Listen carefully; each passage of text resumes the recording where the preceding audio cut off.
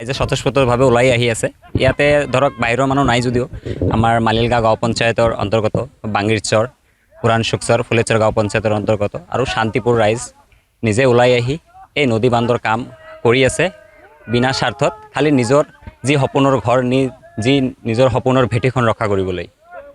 Randomly হয়, কোনোবা দিন 100 হয়, কোনোবা দিন 120 হয়, কেতিয়াবা 50 হয়।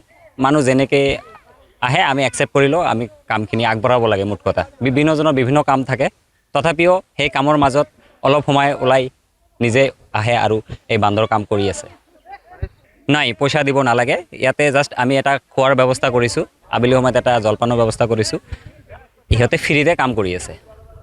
এই আবেদন জনাওঁ যে যিহেতু আমাৰ নতুনকৈ বিজেপি চৰকাৰ আকৌ আহিল, আমি আমাৰ হিমন্ত বিশ্ব শৰ্মা ডাঙৰীয়া ছাৰক অনুৰোধ কৰিম যাতে আমাৰ এই অঞ্চল যি চাউথ চালমাৰাৰ লাইফলাইন, যি হাটচিংমাৰী চাব ডিভিশ্যনৰ লগতে জিলা হেডকোৱাৰ্টাৰ, তাক ৰক্ষা কৰিব লাগে।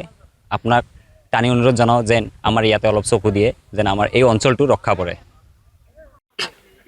মোৰ ক'বলগীয়া যে আজি আপোনালোকে যিটো কাম দেখা পাইছে, জিঅ' বেগৰ কাম হৈ আছে, পাব্লিকে কৰি আছে।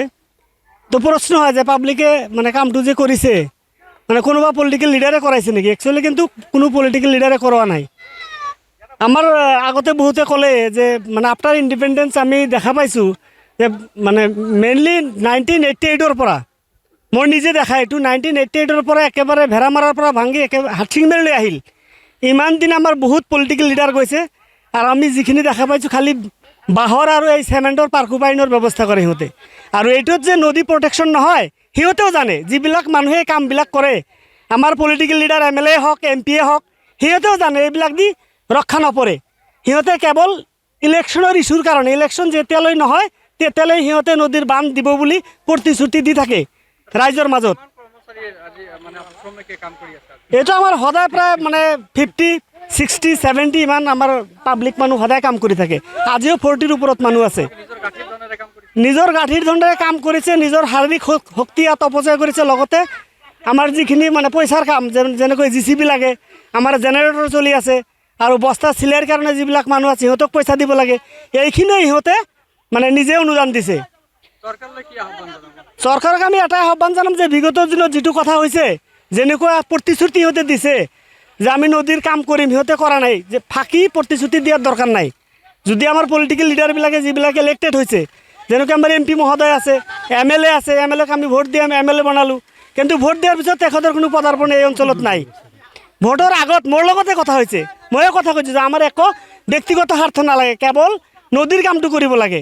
তেখেতে কৈছিল যে হয় আমি ইলেকশ্যন আমি কামখিনি চাম, কিন্তু মই শুনিলোঁ পৰহি বা মোবাইলতে দেখা পাইছোঁ মই নিউজত যে সেইফালে বোলে পাৰ্কোপাইন দিছে চুকচৰ তাত ভুটীয়াডাঙ্গাত।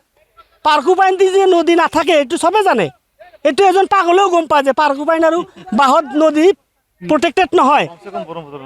ব্ৰহ্মপুত্ৰ নদীটো কোনো পধ্যেই সম্ভৱ নহয়। তাৰপিছত সিহঁতে কৰিছে, জনা মানুহ সিহঁতে সিহঁতে জানি বুজি আমাক এইটো হাৰাশাস্তি কৰি আছে।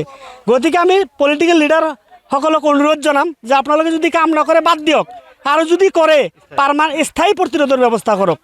এইখিনিয়ে মোৰ যিকোনো খবৰৰ বাবে যোগাযোগ কৰক আমাৰ এই নম্বৰত 9181 307 2221।